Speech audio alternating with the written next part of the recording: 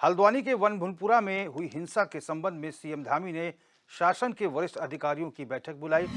जिसमें मुख्यमंत्री ने हल्द्वानी की वर्तमान स्थिति की समीक्षा की। इस दौरान सीएम ने पुलिस को अराजक तत्वों से सख्ती से निपटने के स्पष्ट निर्देश दिए। साथ ही सीएम ने हल्द्वानी की सम्मानित जनता से अनुरोध किया है कि शांति व्यवस्था बनाए रखने में पुलिस प्रशासन का सहयोग करें।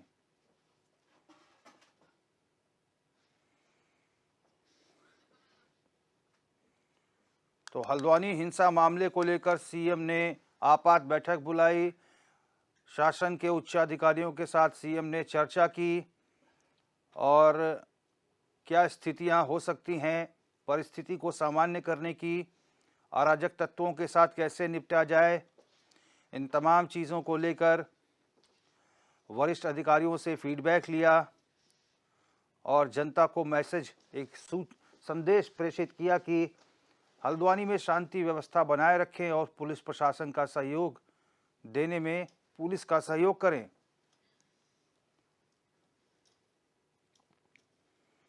तो हल्द्वानी मामले को लेकर सरकार एक्शन मोड पर।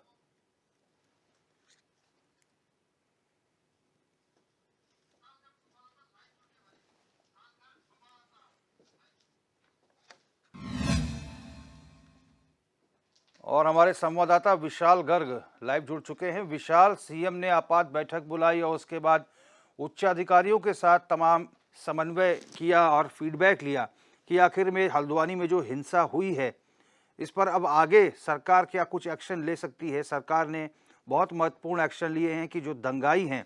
या जिनका क्रिमिनल रिकॉर्ड है उनको बख्शा नहीं जाएगा, और अगर पुलिस की बात किसी ने नहीं मानी और उस पर भी उपद्रव किया या फिर पुलिस के ऊपर या जनता के ऊपर अटैक किया तो सीधे गोली मारने के आदेश किए हैं। और क्या इनपुट्स हैं आपके पास? बिल्कुल रोहित, देखिए साफ तौर पर यह कहा जा सकता है कि मुख्यमंत्री पुष्कर सिंह धामी पूरी तरह से गंभीर है और जैसे ही ये मामला उनके कानों तक पहुंचा, सबसे पहले उन्होंने अधिकारियों की मीटिंग बुलाई, अधिकारियों से जानकारी ली कि किस तरह के अभी पॉइंट्स हुए हैं, क्या क्या वहां पर हुआ है और किस तरह से अब स्थिति को नियंत्रण में किया जा रहा है। सबसे पहले उनका मेन मकसद जो था वो यही था कि सबसे पहले आप स्थिति को नियंत्रण में करें, उसके बाद जो है आगे की कार्रवाई होगी। साथ ही इस बैठक में देखिए तमाम बड़े अधिकारी मौजूद थे, जिन अधिकारियों को साथ में ये भी कहा गया है कि आप फील्ड में जाएं और फील्ड में जाकर के आप स्थिति देखें। ऐसे में कई अधिकारी जो हैं वो हल्द्वानी के लिए रवाना भी हो गए हैं और खुद कैबिनेट मंत्री भी कुछ ऐसे हैं जो वहां पर रुक कर रहे हैं, जो वहां पर जा रहे हैं ताकि स्थिति का जायजा लिया जा सके। और ऐसे में क्योंकि देखिए घटना अपने आप में काफी गंभीर भी मानी जा रही है, क्योंकि देखिए अब तक जो जानकारी मिल रही है उसके अकॉर्डिंग 4 लोगों की अभी तक जान जा चुकी हो और सैकड़ों जो पुलिसकर्मी हैं वो इसमें घायल बताए जा रहे हैं। अभी हम साफ तौर पर ये कह सकते हैं कि जो अधिकारी हैं वो फील्ड में उतर करके काम कर रहे हैं, ड्रोन के जरिए पूरी स्थिति पर नजरें रखी जा रही हैं। साथ ही पूरा बनबूल पूरे को छावनी तक में तब्दील कर दिया गया है और जैसे ही वहां पर, क्योंकि इस तरह की जो स्थिति थी वो काफ़ी बिगड़ी हुई नजर आई, क्योंकि जब प्रशासन की टीम वहां पर अतिक्रमण पर कार्रवाई करने गई तो तब ये बड़ा हादसा हो गया। और ऐसे में देखिए साफ तौर पर जिस तरह से हमने डीएम का वक्तव्य सुना कि उन्होंने साफ तौर पर प्रेस कॉन्फ्रेंस करके कहा कि यहाँ पर इनकी पहले से सोची समझी वो प्लानिंग थी, क्योंकि छतों पर पत्थर इतनी बड़ी संख्या में पहुंचा देना, साथ ही जो पेट्रोल बम बनाए गए, क्योंकि पेट्रोल कहां से आया इनके पास, कैसे ये पेट्रोल लाए, उसके बाद इन्होंने छोटे छोटे बोतलों में उनको पैक किया होगा, उसके बाद ये बम बनाए होंगे। और जिस तरह से उन्होंने साफ तौर पर यह भी कहा कि पुलिस चौकी में आगजनी की गई और ऐसे में कई वाहन जो है उनको जलाया गया, तो ये अपने आप में काफी गंभीर भी था। और ऐसे में मुख्यमंत्री पुष्कर सिंह धामी लगातार इसकी मॉनिटरिंग कर रहे हैं, अधिकारियों से अपडेट भी ले चुके हैं और अब तक 2 से 3 बार मीटिंगें हो चुकी हैं कि क्या कुछ अपडेट है। स्थिति पे नजर बनाए हुए हैं। विशाल, एक वाजिब प्रश्न एक ये उठता है कि आखिर में जो वहां पर मॉब था जिसने हमला किया पुलिस पार्टी के ऊपर और पत्रकारों के ऊपर और जिसने आगजनी की, क्या ऐसी सूचनाएं भी मिल रही हैं कि क्या वहां पर मॉब को किसी ने उकसाने का काम किया? कोई नेता बन रहा था वहां पे, आखिर इतनी बड़ी जनसंख्या को किसी ने उकसाया वहां पर? क्या इसकी भी जांच की जा रही है? जांच तो हर पहलू पे होगी, उसके लिए तमाम जो टीमें हैं उनको ये हिदायत भी दे दी गई है कि जल्द से जल्द पहले आप मामले को देखें कि कहां पर ये चूक हुई है और इसके पीछे कौन हो सकता है, क्या वजह हो सकती है, उसको भी जानने की कोशिश की जा रही है कि आखिर क्यों एक तबके इतना बड़े संख्या में जो लोग थे उन्होंने पुलिस को घेरा और पुलिस पर, जबकि कानून व्यवस्था पर जिस तरह से पथराव हुए, तो वो अपने आप में शर्मनाक बात भी है क्योंकि इतनी बड़ी संख्या में पुलिस का घायल हो जाना, पत्रकारों का घायल हो जाना, ये अपने आप में बड़ी बात है। और ऐसे में क्योंकि अवैध अगर अतिक्रमण है तो उस पर कार्रवाई तो होगी। जैसे हम लगातार डीएम को भी सुन रहे थे, मुख्य सचिव को भी सुन रहे थे, उन्होंने साफ तौर पर यह कहा है कि हमारी जो टीमें हैं वो लगातार इस तरह की जो अवैध अतिक्रमण है उन पर कार्रवाई करने का काम कर रहे हैं। और ऐसे में पहले भी लगातार हमने देखा कि इस तरह की कार्रवाई लगातार जारी है। और साथ में जब हम डीएम को भी सुन रहे थे तो डीएम का भी साफ तौर पर कहना था कि ऐसा नहीं है कि वो किसी को भी, किसी पर भी कार्रवाई कर दे रहे हैं। जिन्होंने हाई कोर्ट से स्टे लिया है या फिर जिनके पास प्रूफ है कि भाई उनकी जो जमीन है, जो लीगल है, उस पर किसी तरह के कोई हाथ नहीं डाले जा रहे हैं, लेकिन जो अवैध अतिक्रमण है उनको हटाने का काम राज्य सरकार कर रही है। और इसी कड़ी में ये अवैध जो चीजें हैं उनको हटाने के लिए टीमें पहुंची थी जहां पर ये बड़ा कांड हुआ। और ऐसे में कहा जा सकता है कि कुछ और लोग भी इनके पीछे हो सकते हैं, उन पर भी जांच की जा रही है कि किस तरह के लोग हैं, क्या कुछ ये इनको किसने उकसाया होगा, क्योंकि इतनी बड़ी संख्या में अगर ये घटना हो रही है तो जाहिर सी बात है, कहा जा सकता है कि ये बिल्कुल सोची समझी साजिश थी। अच्छा विशाल, एक महत्वपूर्ण सवाल ये भी है कि चूंकि नगर निगम प्रशासन ने, चूंकि ये सरकार की रूटीन कार्य है, अवैध अतिक्रमण हटाना, हम देख रहे हैं साल भर से सीएम धामी इस पर लगातार अपने निर्देश दे रहे हैं और अवैध अतिक्रमण हटाया जा रहा है।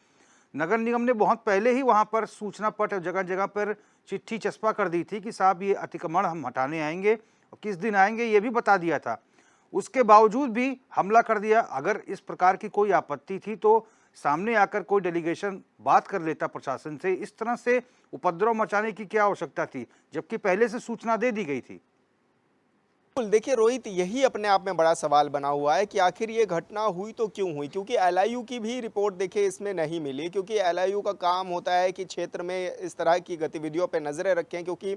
जिस तरह से ये मामला हुआ है, पहले से ही इसकी आशंका इसलिए भी जताई जा रही थी क्योंकि हमने थोड़े समय पहले भी देखा था, तब भी इसका विरोध हुआ था बनबुलपुरा में कुछ जमीनों पर जहाँ पर अवैध अतिक्रमण को हटाने की बात चली थी, तब भी इसका विरोध हुआ था। और अब एक बार फिर इस तरह के विरोध जो है वो सामने आए, लेकिन इतनी बड़ी जो चूक है वो देखी गई कि यहाँ पर जब जो अतिक्रमण टीम हटाने गई तो जब यहाँ पर पूरी तरह से पूरी जो प्लानिंग से टीम तो गई थी, लेकिन उनको बीच में घेर करके ये जो पथराव किया गया, क्योंकि चारों तरफ से पथराव किए गए। और ऐसे में जब सबसे बड़ा जो क्राइम इन लोगों ने किया वो यही है कि पुलिस चौकी तक में जाकर के आग लगा दी। और ऐसे में क्योंकि पुलिसकर्मी कई बड़ी संख्या में घायल हैं और बताया जा रहा है कि अभी कई ऐसे घायल भी हैं जिनका उपचार अभी चल रहा है, जिनको अभी अच्छा विशाल, बताया जा रहा है। विशाल एक महत्वपूर्ण बात यह है कि डीएम की जब प्रेस वार्ता हम लोग सुन रहे थे तो उसमें डीएम ने यह भी कहा है कि बहुत सारे ऐसे हुड़दंगे थे जिनके पास से पिस्टल और उनके पास रिवॉल्वर थे। अब ये पता नहीं है लाइसेंसी थे कि गैर लाइसेंसी थे, और थाने चौकी के ऊपर उन्होंने फायरिंग भी की है। बिल्कुल रोहित, ये अपने आप में बड़ा सवाल है कि इतने हथियार उनके पास आए कहाँ से, जो वो पेट्रोल बम उन्होंने बनाया, इतना समय उन्हें कहाँ से मिल गया, या फिर इतना पेट्रोल उन्हें कहाँ से मिल गया, या फिर इतने पत्थर इतनी संख्या में कैसे छतों पर ले जा करके वहाँ पर रख लिया उन्होंने। क्योंकि डीएम का साफ तौर पर कहना है कि वहाँ पर ऐसा कुछ था ही नहीं पहले जब देखा गया था, लेकिन इतनी जल्दीबाजी में इतने सब कुछ, यानी कि पूरी सोची समझी ये साजिश थी। और इस दौरान क्योंकि 100 से अधिक जो पुलिसकर्मी हैं वो घायल भी बताए जा रहे हैं और कई ऐसे जिनको बहुत भयंकर चोट आई हुई है। ऐसे में कई पत्रकार भी हैं जो उस दौरान कवरेज के लिए गए थे, उनको भी इसका शिकार होना पड़ गया, वो भी गंभीर रूप से घायल बताए जा रहे हैं। हालांकि अभी कई लोगों का अस्पताल में ही इलाज भी चल रहा है, लेकिन अभी पूरे मामले पर निगरानी रखी गई है, धारा 144 लगाई गई है, कर्फ्यू लगाया गया है और पूरे पल पल की जो जानकारी है वो मुख्यमंत्री भी पुष्कर सिंह धामी ने दी है। और इस हादसे में हमारे संवाददाता पंकज सक्सेना भी जख्मी हुए हैं, हम उनके जल्द स्वस्थ होने की कामना करते हैं। एक सवाल और उठ रहा है विशाल, चूंकि आज जुम्मे की नमाज है और उत्तर प्रदेश में कई जिलों में भी अलर्ट रखा गया है प्रशासन को, पुलिस प्रशासन अलर्ट है कि हल्द्वानी की घटना का उत्तर प्रदेश में असर ना हो। यहाँ हम राजधानी देहरादून की अगर हम बात करें तो आज जुम्मे की नमाज भी है कोई लॉ एंड ऑर्डर खराब ना हो, इस प्रकार की स्थिति देहरादून में देखने को ना मिले, इसके लिए क्या कुछ व्यवस्थाएं की गई हैं प्रशासन के द्वारा, पुलिस प्रशासन के द्वारा?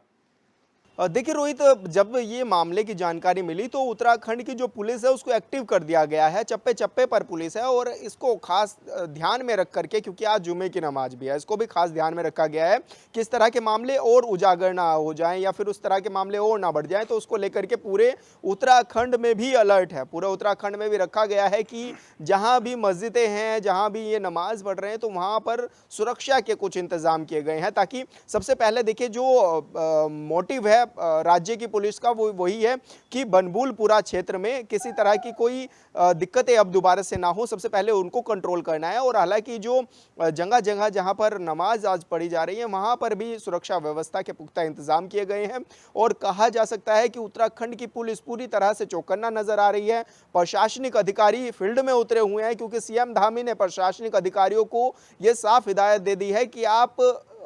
फील्ड में उतर करके काम करें, आप सिचुएशन को हैंडल करने की कोशिश करें। और ऐसे में सिचुएशन को अंडर कंट्रोल किया जा चुका है और पूरी तरह से हर जगह पर, हर क्षेत्र में नजरें बनाई हुई हैं, चाहे वो ड्रोन के माध्यम से हो या फिर भारी पुलिस बल के माध्यम से हो। जी चलिए विशाल, बहुत बहुत धन्यवाद तमाम अपडेट के लिए। और क्योंकि एक छोटी सी चिंगारी कब आग का रूप ले ले ये कहा नहीं जा सकता, और इसी को लेकर समूचे उत्तराखंड में और पड़ोसी राज्य उत्तर प्रदेश में भी